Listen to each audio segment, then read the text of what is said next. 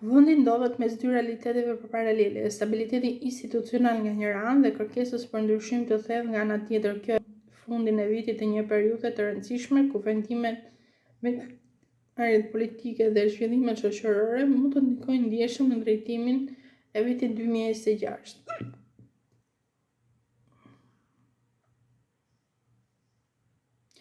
Përfundimet dhe perspektiva për vitin 2026. Nëntori 2025 ka treguar se Shqipëria ndodhet në një fazë politike të ndërlikuar, ku stabiliteti institucional shoqërohet me tensione të thella dhe polarizim të dukshëm mes qeverisë dhe opozitës.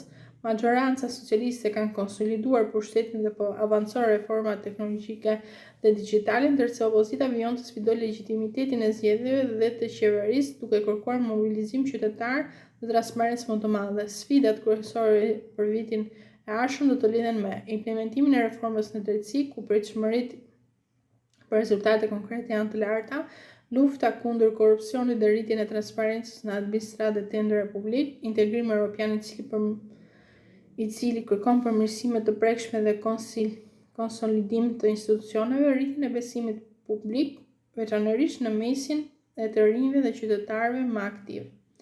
Perspektiva për 2026 tregon një situatë ku ndryshimi mund të jetë